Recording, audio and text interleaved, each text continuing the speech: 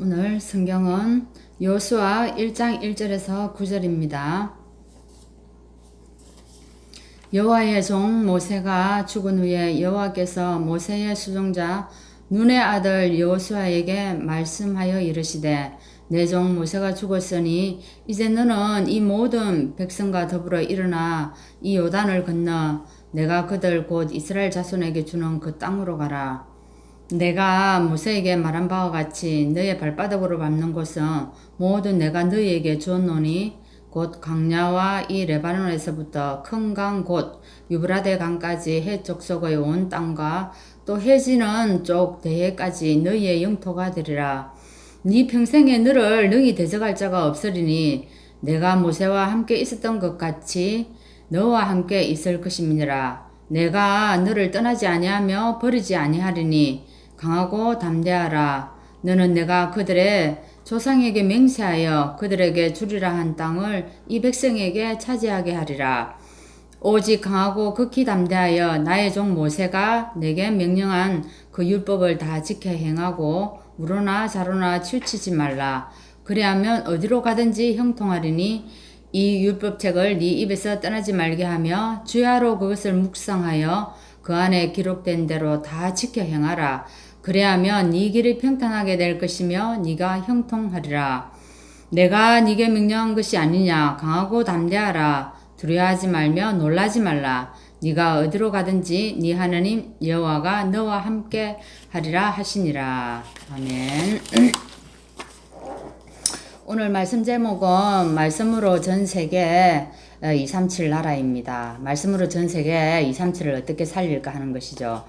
요한복음 1장 1절에는 이런 말씀이 있습니다. 태초에 말씀이 계셨고 이 말씀이 하나님과 함께 계셨으니 말씀은 곧 하나님이십니다. 라는 말씀이 있는데 여러분 어떻습니까? 제가 복음을 깨닫고 세 가지가 참 달라진 것 같습니다. 복음을 깨닫기 전에는 이 말씀에 대한 중요성도 알지도 못했고 강단 메시지에 증거되는 그 말씀을 내가 붙잡고 기도할 생각도 전혀 하지 못했습니다. 그런데 이 복음을 깨닫고 나서는 이 말씀의 중요성을 알게 되었고 하나님이 말씀으로 역사한다는 것을 알았습니다. 그러니까 당연히 기도가 달라진 것입니다. 기도는 어떻게 달라졌냐면 옛날에 내 소원을 기도했는데 지금은 말씀을 붙잡고 언약을 붙잡고 언약적인 기도를 한다는 것입니다. 그러면 또 전도는 어떻게 달라졌습니까? 전도는 내가 하려고 굉장히 애를 많이 썼죠. 근데 지금은 역시나 지금도 전도는 잘 되어지지 않는데 생각이 달라진 게 내가 원하는 자를 찾는 게 아니고 하나님이 예배해 놓은 자를 찾는 게 전도구나. 이렇게 말씀과 기도와 전도가 완전히 달라졌고 우리 마음속에 이것이 확실하게 이제 이렇게 정립이 됐다는 것입니다. 그래서 우리가 말씀을 사모한다는 것은 하나님을 우리가 사랑한다는 것입니다. 그래서 말씀을 마음속에 담는 것이 우리가 임마누엘을 누리는 것입니다. 어떻게 그러면 말씀으로 우리가 전 세계 237을 살리고 또한 그곳에 그리스도의 빛을 비출까? 이게 우리의 오늘 또한 기도 제목인 것입니다. 그러면 말씀을 마음에 간직한 우리 렘넌트들이 있습니다. 여러분도 알고 계시죠? 우리 요셉입니다. 요셉이 어릴 때부터 꿈을 꿨는데 그 꿈을 꾼 것을 형제들에게도 얘기하고 아버지에게도 얘기했는데 형제들은 그걸 가지고 시기질투했지만 아버지는 그 꿈을 마음에 간직했다고 합니다. 근데 야곱이 하나님의 말씀을 붙잡고 있었기 때문에 요셉이 하는 그 꿈 이야기를 마음에 간직할 수 있었던 것입니다. 여러분은 어떻습니까? 여러분들도 자녀들과 같이 오늘 많은 얘기들을 할 것입니다. 자녀들이 많은 얘기를 하는데 어떤 말이 여러분 속에 담겨져 있습니까?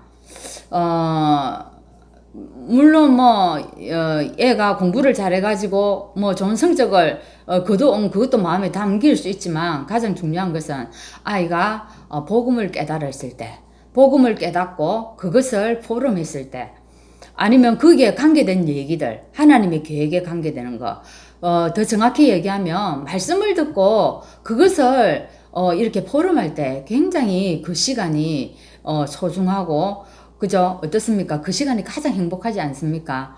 그래서 그 말씀들이 내 마음에 담겨지는 겁니다. 물론 아이들이 어떨 때는 순간에 은혜 받아서 하는 말도 있고 또 그 다음에 그것이 자기가 염려하는 것들이 잘 안 되어져 가지고 말씀을 붙잡고 넘어가기 위해서 막 씨름하는 것들이 보여질 수도 있고 어떨 때는 그 말씀을 아이가 누리는 것이 보여질 때가 있습니다. 그래서 아이들과 함께 말씀을 포럼할 때 그 시간이 세상이 줄 수 없는 아주 특별한 은혜를 누리는 시간인 것 같습니다. 그래서 여러분 아이들이 포럼할 때 그 아이들에게 있던 그 상처도 그게 이제 그때 치유가 될 수 있는 시간이 될 수가 있고 그죠? 자녀에게. 그리고 만일에 아이들이 지금 사춘기를 겪고 있다면 사실 사춘기요, 가정에서 자녀들하고 소통만 잘 되면 사춘기는 쉽게 넘어갈 수 있습니다. 그죠? 근데 이게 가정에서 소통이 안 되어지고 잃어버리면 특히 또 말씀으로 소통이 되어져 버리면 이 은혜 속에서 사춘기를 엄청 쉽게 넘어가게 되는 거죠. 그래서 아이들이 이 포럼할 때 하나님의 계획을 붙잡고 우리가 갈 수 있도록 부모된 우리가 더 은혜 속에 있는 것이 참 중요한 것 같습니다. 그리고 또 누구입니까? 어릴 때부터 언약궤 곁에 누운 사무엘입니다. 그죠? 사무엘은 하나님의 음성을 들으면서 잠을 잤고 또 아침에는 일어나서 어찌했습니까? 하나님 말씀이 담긴 그 언약궤를 옆에서 지켰습니다. 또 다윗도 있습니다. 다윗은 성막과 성전의 의미를 깨달아 가지고 다윗은 말씀을 이루는 천사와 천군을 보는 그런 영적인 눈이 어릴 때부터 열렸다는 것입니다. 그죠? 그래서 이 두 번째는 하나님의 말씀을 이제는 어떻게 해요? 새기는데 나의 오늘 속에 이 하나님의 말씀을 담는 것입니다. 그죠? 하나님이 나에게 주시려는 가장 중요하고 또한 시급하고 이 새로운 말씀은 우리를 주일 예배 말씀을 통해서 우리가 또한 받을 수가 있습니다. 우리 교회가 하나 될 수 있는 것은 무엇이겠습니까? 교회가 하나 될 수 있는 것은 다른 거 없습니다. 그죠? 교회 행사는요, 순간에 우리가 그 행사를 인해 가지고 하나가 되고 또 집중하고 이럴 수는 있지만 또 그리고 단합대회도 하고 뭐 이래 가지고 우리가 순간에 하나는 될 수 있습니다. 그렇지만 이것이 우리를 이런 것들은 다 지나간다는 거죠. 다 지나간다는 건데 하나님의 강단 말씀만이 우리를 하나로 만들 수 있는 것입니다. 그죠? 그래서 이를 위해서 하나님께서 교회에 누구를 세웠습니까? 교회에 목회자를 세우고 또 이를 위해서 이를 통해 가지고 목회자를 통해 가지고 하나님의 뜻을 이루어 가는 것을 우리가 또한 볼 수가 있습니다. 그래서 여러분 주일 말씀 들을 때 어떻게 듣습니까? 그냥 와서 듣습니까? 일주일 동안 기도로 준비해야 합니다. 사단이 우리 마음속에 말씀을 듣지 못하도록 옥토가 되지 못하도록 굉장히 가라지를 많이 뿌립니다. 그래서 여러분 말씀 듣기 전에 우리가 기도하고 그죠? 예배 시간에 또한 집중할 수 있도록 기도해야 됩니다. 우리가 말씀 들을 때에 하나님은 어떻게 해요? 내 자신과 가정과 우리 현장에 역사해가지고 흑암을 꺾어버리고 또 우리 전도 대상자를 두고 마음에 품고 우리가 말씀을 들을 때 그 현장에도 역사할 줄 믿습니다. 그래서 우리가 말씀 들을 때 하나님의 시공간을 초월하는 그 역사를 우리가 정말 누리고 237에 빛을 비추는 말씀으로 전 세계를 살리는 역사가 일어날 수 있도록 오늘도 우리가 승리하는 시간 되기를 바랍니다. 기도하겠습니다.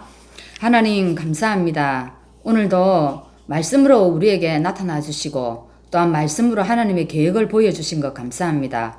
오늘도 우리가 하나님 하루를 시작할 때에 사무엘처럼 우리가 말씀으로 시작하게 하시고 오늘도 다윗처럼 천군 천사의 하나님 역사를 또한 우리가 볼 수 있도록 인도하여 주옵소서. 그래서 강단 메시지로 우리 온 교회가 하나 되는 축복 속에서 현장을 살리는 역사가 일어나게 하여 주옵소서. 예수 그리스도 이름으로 기도합나이다. 아멘.